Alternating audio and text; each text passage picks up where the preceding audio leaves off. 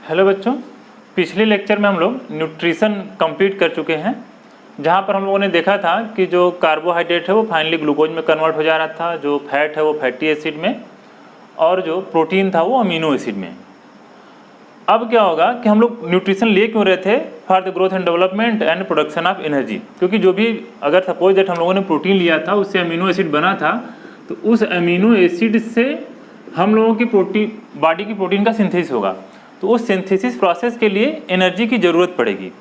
वो एनर्जी का जो रिक्वायरमेंट है या जिस प्रोसेस से हम लोगों की बॉडी में एनर्जी प्रोड्यूस होगा, जितने भी बॉडी में फंक्शन हो रहे हैं उसके लिए एनर्जी चाहिए। न्यूट्रिशन हम लोगों ने ले लिया, लेकिन उसी न्यूट्रिशन से हम लोगों को एनर्जी प्रोड्यूस करना होगा जिससे कि बॉडी में सारा फंक्शन होता रहे। तो वही प्रोसेस जिससे कि एनर्जी प्रोड्यूस होता है उसी को हम लोग रेस्पिरेशन बोलते हैं। ऐसा हम लोग केमिस्ट्री के फर्स्ट चैप्टर में भी पढ़ चुके थे। जो पहला चैप्टर था कि why respiration is considered to be an exothermic reaction, तो वो इसीलिए क्योंकि वहाँ पर एनर्जी का प्रोडक्शन होता है। तो देखिए, अगर किसी चीज़ का आप बर्निंग करते हैं तो भी एनर्जी का प्रोडक्शन होता है। अगर आप पेपर को बर्न करेंगे तो पेपर को बर्न करने का मतलब भी होगा कि ऑक्सीजन के साथ रिएक्शन, लेकिन वहाँ पर जो होता है उसको हम लोग कंबसन वर्ड यूज करते हैं। जबकि यहाँ पर भी क्या होगा, यहाँ पर भी ऑक्सीजन के साथ रिएक्शन होगा, लेकिन ये क्या होगा, एंजाइमेटिक होगा और मल्टी स्टेप प्रोसेस होगा। ढेर सारे प्रोसेस के बाद फाइनली क्या होगा, ग्लूकोज का जो ग्लूकोज होगा वो ग्लूकोज से हम लोग एनर्जी प्रोड्यूस करेंगे।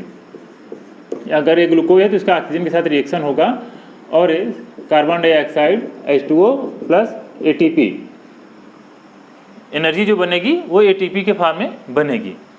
तो अगर हम लोग रेस्पिरेशन का डिफिनीशन देखें तो रेस्पिरेशन हम लोग क्या बोलते हैं कि बायोकेमिकल ऑक्सीडेशन। बायोकेमिकल कहने का मतलब कि जो लिविंग सेल के अंदर हो रहा है, biochemical oxidation of food for the production of energy in the cell. ये ध्यान रखना कि इन द सेल, ऐसा नहीं कि बाहर अगर पेपर को जा रहे हैं तो उसको हम लोग रेस्पिरेशन बोलेंगे, ऐसा नहीं होगा। In the cell is called respiration. अब ये जो रेस्पिरेशन होगा इसमें हम लोग कह रहे हैं कि बर्निंग होगा, ऑक्सीडेशन होगा। तो ऑक्सीडेशन जो होगा, तो जिसका ऑक्सीडेशन होगा उसको हम लोग रेस्पिरेटरी सबस्ट्रेट बोलेंगे, और वो होगा ग्लूकोज। तो most common respiratory substrate is glucose. अब ये लेकिन जो ग्लूकोज का जो ऑक्सीडेशन होगा वो अलग अलग ऑर्गेनिज्म में अलग अलग हो सकता है। तो होगा क्या कि कुछ में ऑक्सीजन के प्रेजेंस में होगा तो ऑक्सीडेशन, जबकि कुछ में ऑक्सीजन के एब्सेंस में होगा। तो कहा जा रहा है कि टाइप ऑफ रेस्पिरेशन में क्या है कि जो ग्लूकोज होगा, तो ग्लूकोज अब क्या करेगा, हम लोग न्यूट्रिशन में पढ़ चुके हैं, जो ग्लूकोज होगा वो सेल के अंदर एंट्री कर चुका है।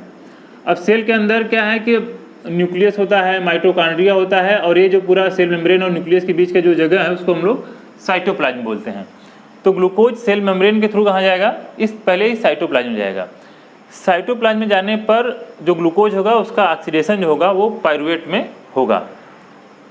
ग्लूकोज जो था उसमें 6 कार्बन थे, जब पाइरूवेट बनेगा तो पाइरूवेट के 2 मॉलिक्यूल बनेंगे जिसमें कि 3 कार्बन होंगे। यहाँ तक चाहे कोई भी ऑर्गेनिज्म हो, यहाँ तक का प्रोसेस जो होता है सेम होता है। यानी कि जितने भी in all living cells the first step is same, that is break down of glucose into 3 carbon containing pyruvate. यहाँ तक तो सारे जो हम लोग टाइप ऑफ रेस्पिरेशन पढ़ रहे हैं, तो यहाँ तक तो सारे में एक ही जैसा होगा कि जो ग्लूकोज होगा, ग्लूकोज किस में बदल जाएगा, पाइरूवेट में। कौन से प्रोसेस, ऑक्सीडेशन हो रहा है। कहीं पर भी ऑक्सीजन अगर जुड़ रहा है तो उसको हम लोग ऑक्सीडेशन बोलते आए हैं, केमिस्ट्री वाले भी चैप्टर में देखे थे। फिर क्या होगा, further breakdown of pyruvate depends upon availability of oxygen.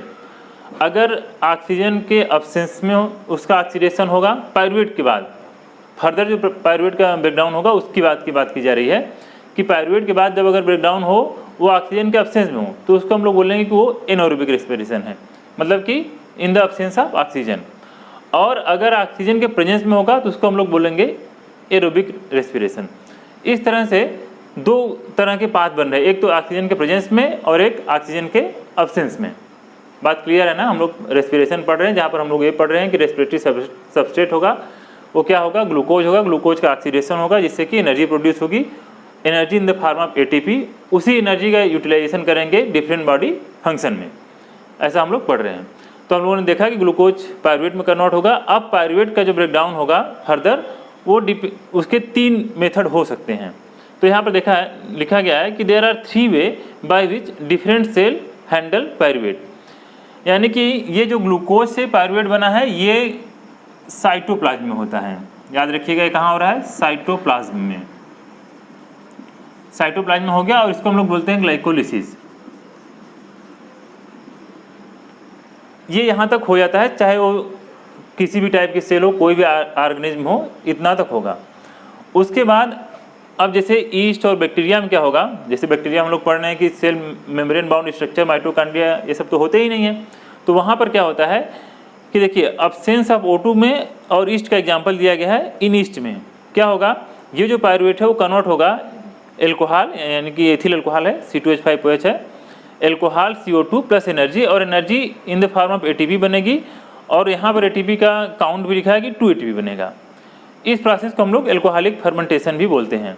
जो एल्कोहल का प्रोडक्शन होता है वो ऐसे ही होता है कि जो भी कार्बोहाइड्रेट वाले सब्सटेंस होते हैं उसमें ईस्ट को अगर पोर कर दिया जाता है तो उनका फर्मेंटेशन करके एल्कोहल का प्रोडक्शन होता है। इंडस्ट्री में ऐसे ही होता है, यही प्रोसेस होता है। तो इस तरह से ये हम लोग देख रहे हैं कि बाई प्रोडक्ट के रूप में बनता है वहाँ पर। तो इसको हम लोग बोलेंगे एनएरोबिक रेस्पिरेशन, जिसमें कि क्या हो रहा है, एथिल अल्कोहल बन रहा है, CO2 बन रहा है और ATP बन रहा है, लेकिन ATP बहुत कम मात्रा में बन रहा है, 2 ATP। और कभी कभी क्या होता है कि हम लोग अगर बहुत तेज़ी से काम करें, तेज़ी से काम करेंगे तो तेज़ी से एनर्जी की जरूरत पड़ेगी, और तब हम लोग तेज़ी से सांस भी लेते हैं, ब्रीथिंग करते हैं। एक चीज़ और ध्यान रखिए कि ब्रीथिंग और रेस्पिरेशन को हम लोग थोड़ा सा अलग अलग पढ़ेंगे। ब्रीथिंग अलग चीज़ है, रेस्पिरेशन अलग चीज़ है। Respiration within the cell हो रहा है, एक केमिकल रिएक्शन है, जबकि ब्रीथिंग क्या है, फिजिकल प्रोसेस है, इनटेक मतलब इनहेल करना और एक्सहेल करना। हम लोग अलग से उसको जब ह्यूमन के बारे में पढ़ेंगे तो वहाँ पर देखेंगे। तो हम ये कह रहे थे कि कभी कभी क्या होता है कि जब हम बहुत तेज़ी से काम करते हैं तो बहुत तेज़ी से ब्रीथिंग भी करते हैं कि जिससे कि ऑक्सीजन की सप्लाई पूरी हो सके, लेकिन होता क्या है कि ऑक्सीजन की सप्लाई पूरी हो नहीं पाती है। तो उस समय क्या होता है कि ऑक्सीजन की डिफिशियंसी हो जाती है मसल सेल्स में, जिससे हम लोग वर्क करें। तो वहाँ पर ऑक्सीजन के अब्सेंस में क्या होता है, लैक्टिक एसिड का फॉर्मेशन, जो ये पायरुवेट है वो बदलने लगता है किसमें, लैक्टिक एसिड में। तो इस तरह से ये भी एक एनएरोबिक रेस्पिरेशन की तरह ही है। तो इस तरह से ये जो हम लोग देख रहे हैं ये क्या है, एनएरोबिक रेस्पिरेशन है। अगर एरोबिक रेस्पिरेशन होना है तो होगा क्या कि ये जो पायरुवेट बना है, ये पायरुवेट अगर ये सेल है, साइटोप्लाज्म में इतना रिएक्शन होने के बाद फिर ये पायरुवेट कहाँ जाएगा, माइटोकॉन्ड्रिया में जाएगा। और 9th में हम लोग पढ़े भी थे माइटोकॉन्ड्रिया को power house of the cell क्यों बोला जा रहा था, क्योंकि यहाँ पर क्या हो गया, इसी पायरुवेट का कंप्लीट ऑक्सीडेशन होगा और ढेर सारा अमाउंट में ATP बनेगा।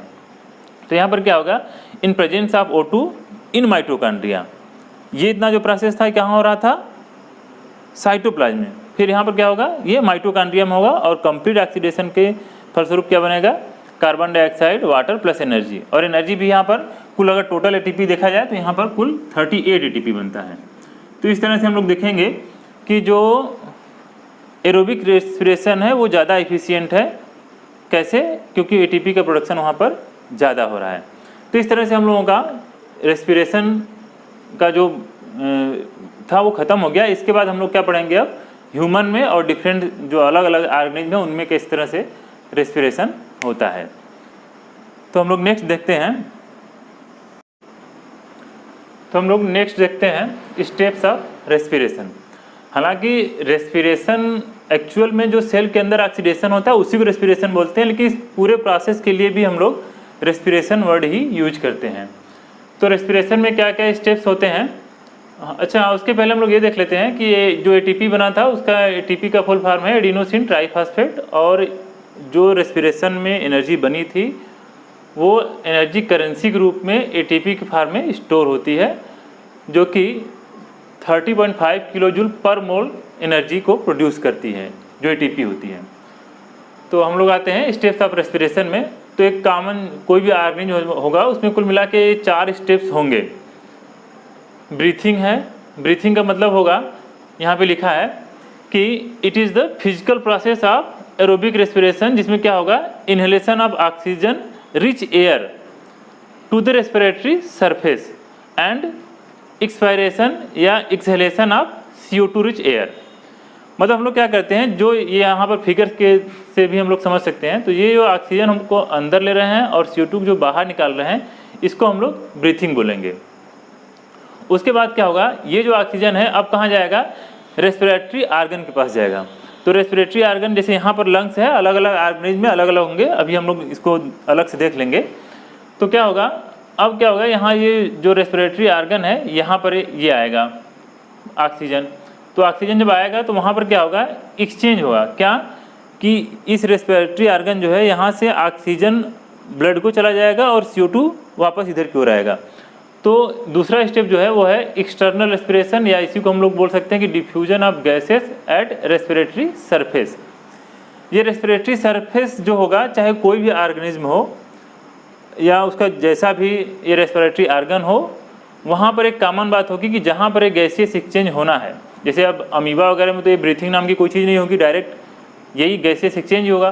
तो ये जो गैसियस एक्सचेंज होगा वहाँ पर एक खास बात होगी, क्या होगा कि जो डिफरेंट ऑर्गेनिज्म होंगे, डिफरेंट रेस्पिरेटरी आर्गन होगा that have respiratory surface which is fine, delicate and have large surface area.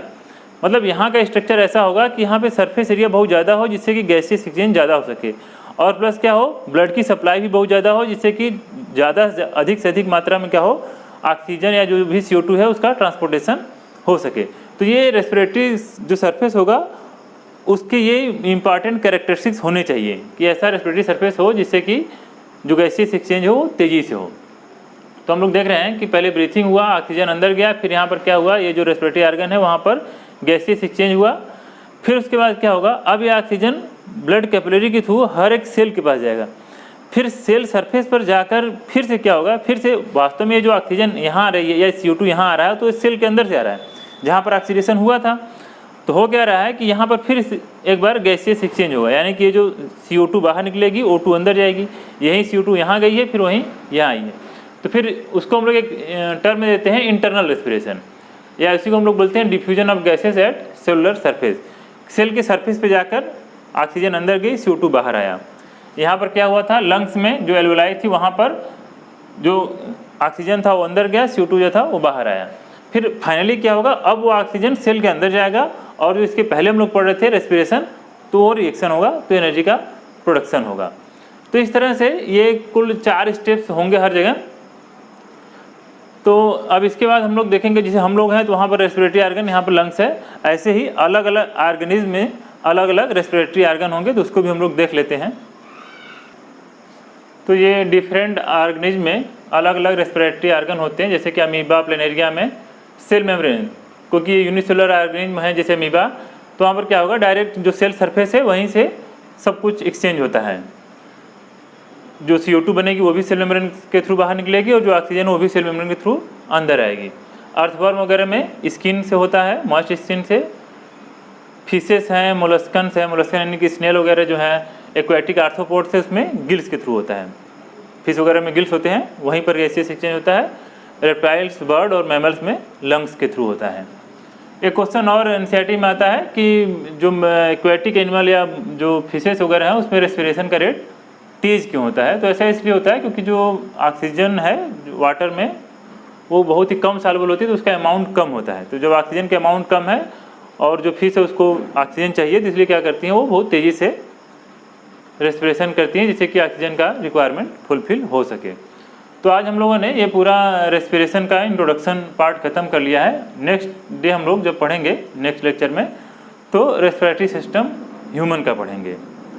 तो उसके लिए आप लोग चैनल को सब्सक्राइब कर दीजिए जिससे कि आपको वीडियो मिल सके। Thank you.